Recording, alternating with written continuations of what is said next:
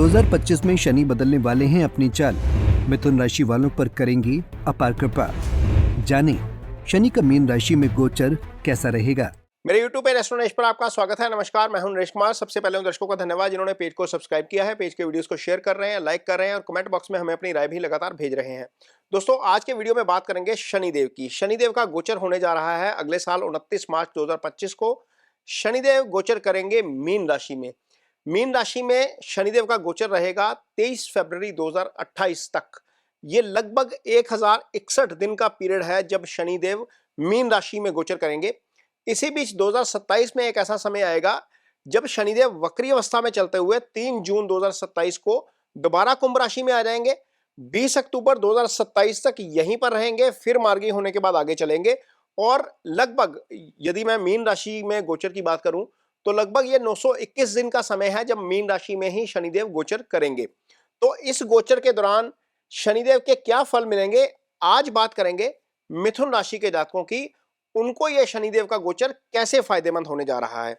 सबसे पहले तो यह बताएंगे कि शनिदेव का गोचर को देखने का तरीका जो होता है वो 3 तरह से गोचर देखा जाता है। सबसे पहले तो ये देखा जाता है कि आपके ऊपर शनि की ढैया या शनि की 7.5 तो नहीं चल रही। एक तो ये होता है। दूसरा ये होता है, जो चार्ट आपके सामने नजर आ रहा है इसको अष्टक वर्ग चार्ट बोलते हैं। अष्टक वर्ग चार्ट में यानी यदि आपकी कुंडली में ये सामने आपके नजर आ रहा है अष्टक वर्ग चार्ट, ये सबकी कुंडली में होता है। यदि मीन राशि में शनिदेव की मार्किंग आपकी कुंडली में 4 से ज्यादा है तो फिर आपको कोई चिंता करने की जरूरत नहीं है। आप किसी भी राशि के प्राणी हो, किसी भी राशि के जातक हो, यदि मीन राशि में शनि की जो पॉइंट्स हैं वो ज्यादा है आपकी कुंडली में, 5 से ज्यादा है, 4 से ज्यादा है, तो आपको इस गोचर से ज्यादा चिंता करने की जरूरत नहीं है। भले ही आपके ऊपर ढैया चल रही है या 7.5 चल रही है, ये चिंता करने की बात नहीं होती। अब यहाँ पर अगला जो पैरामीटर होता है शनि के गोचर को ये देखने का, ये अगली कुंडली जो आपके सामने लगी है ये 29 मार्च 2025 की कुंडली है। लगभग 11:05 रात का समय है जब शनिदेव गोचर करेंगे।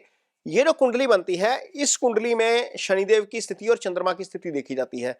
अब यहाँ पर मिथुन राशि की बात इसलिए हो रही है, यदि आपकी कुंडली में शनि तीसरे, 7वें और 10वें भाव में चंद्रमा से आ जाए तो आपको जो है वो ताम्रपद वो मिलता है, ताम्रपद मिलता है, यानी कि इसको बोलते हैं तांबे का पाया ज्योतिष की भाषा में।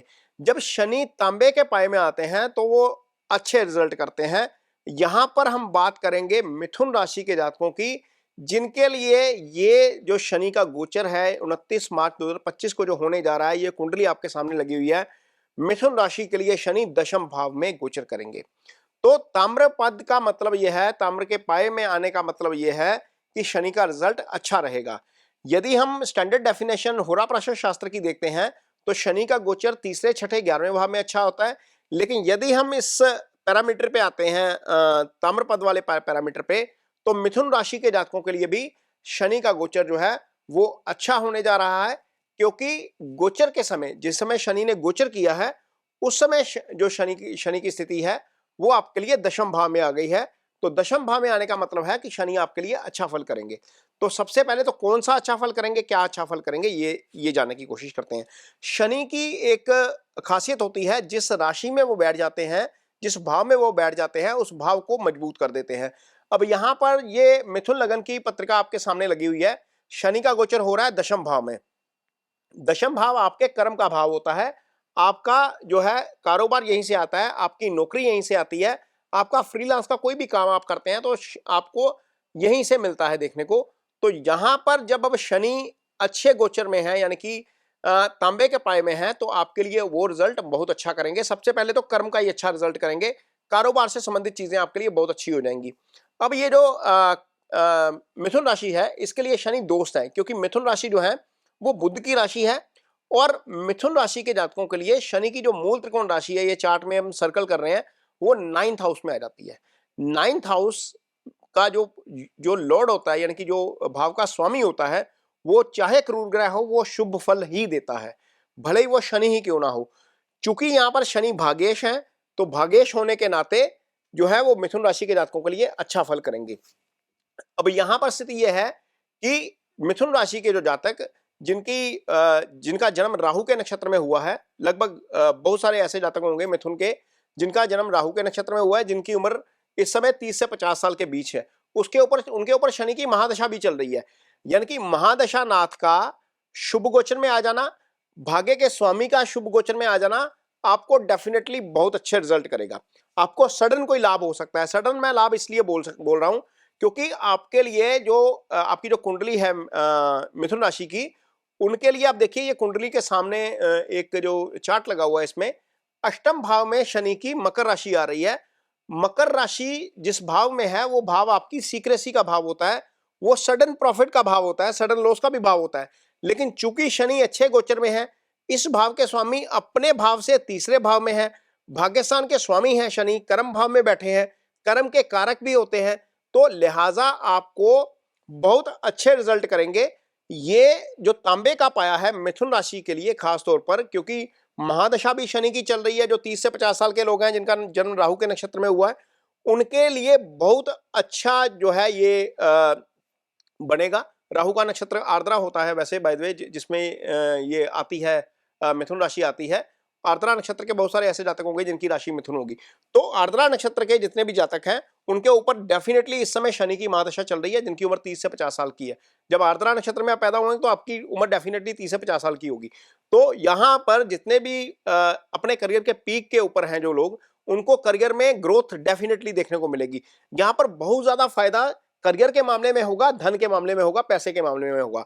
चूंकि शनि भाग्य के कारक हैं, भाग्य के स्वामी हैं आपकी कुंडली में, लिहाजा भाग्य के स्वामी होने के नाते कोई भी आप नया प्रोजेक्ट करेंगे वहां पर फायदा मिलेगा। सामाजिक प्रतिष्ठा आपकी बढ़ती हुई नजर आएगी। आपने जो काम पहले किए हैं, ऑलरेडी आपने बहुत सारे पहले काम किए होंगे, उनका फल जो है इन 921 दिनों में आपको मिलता हुआ नजर आएगा। ये गोचर आपके लिए बहुत अच्छा होने जा रहा है। ये 921 दिन है, लगभग 2.5 साल मान के चलिए, 3 साल का समय है। ये 921 दिन आपके लिए लाइफ में बहुत ज्यादा चेंज लेके आएंगे। चूंकि शनि समय के कारक हैं, आपकी लाइफ में बहुत सारी चीजें एक समय के साथ होती हैं। शनि वो समय डिसाइड करते हैं। जब ये मीन राशि में आएंगे तो मिथुन राशि के जातकों के लिए वो समय का डिसीजन हो जाएगा कि आपने जो पहले किया है उसका फल आपको अब मिलता हुआ नजर आएगा। तो ये मिथुन राशि के जातकों को शनि के तांबे के पाए में होने का फायदा होगा। आपको यदि आपकी कुंडली में शनि की स्थिति खराब है, मान लीजिए शनि मंगल के साथ है, शनि राहु केतु एक्सिस में है, शनि अस्त है, शनि अष्टम 12वें भाव में पड़े हुए हैं, तो आपको आपकी कुंडली में शनि की स्थिति खराब है। तो यदि यह स्थिति है आपकी कुंडली में, तो आपको क्या करना चाहिए, शनि के जो सिंपल से उपाय होते हैं, ओम शनि शनिश्चराय नमः का जप जो है वो करिए। ये जो है वो बीज मंत्र है शनिदेव का। इसके अलावा यदि आप ऑफिस में सीनियर हैं, आपके अंडर बहुत सारे लोग काम करते होंगे, यदि आप फैक्ट्री रन कर रहे हैं, कोई बिजनेस रन कर रहे हैं, आपके पास बहुत सारे लोग काम करते होंगे। शनि मासेस के कारक है। जो मासेस है, जो आपसे जूनियर है, उनके साथ थोड़ा सा रिस्पेक्टफुली पेश आइए, उनको पॉजिटिव सरप्राइज देते रहिए, उससे शनि के रिजल्ट आपको डेफिनेटली अच्छे मिलते हैं। शनि के मंत्रास को शाम के समय किया जाए, शनि के दान को भी शाम के समय किया जाए, और दान आपका संकल्प लेकर आप अपने नाम का, गोत्र का और अपने नक्षत्र का संकल्प लेने के बाद, उस दिन जो नक्षत्र है उस वार का संकल्प लेने के बाद फिर कोई दान करिए। शाम के समय दान करिए। काली उड़द की दाल, जितनी आपकी कैपेसिटी है, जितना आप अफोर्ड कर सकते हैं, उस हिसाब से आप कर सकते हैं। ये रेमेडीज आपको डेफिनेटली बहुत हेल्प करेंगी। यदि आप कोई स्टोन अफोर्ड कर सकते हैं तो नीलम पहना जा सकता है, लेकिन तभी पहनिए जब आपकी कुंडली में शनि केंद्र में पड़े हो, यानी कि पहले, चौथे, 7वें, 10वें भाव में पड़े हो, 5वें या 9वें भाव में त्रिकोण के भावों में पड़े हो, या 11वें भाव में पड़े हो। यदि मारक स्थानों में शनि बैठे हैं, 6ठे, 8वें, 12वें में बैठे हैं, दूसरे भाव में बैठे हैं, तीसरे में बैठे हैं, तो स्टोन मत पहनिए, इससे नुकसान हो सकता है। ये वीडियो आपको कैसा लगा, इस पर कमेंट बॉक्स में अपनी राय जरूर दीजिए। यदि वीडियो अच्छा लगे तो उसे शेयर जरूर करिए, पेज को सब्सक्राइब जरूर करिए। इसके साथ ही मुझे दीजिए इजाजत। नमस्कार।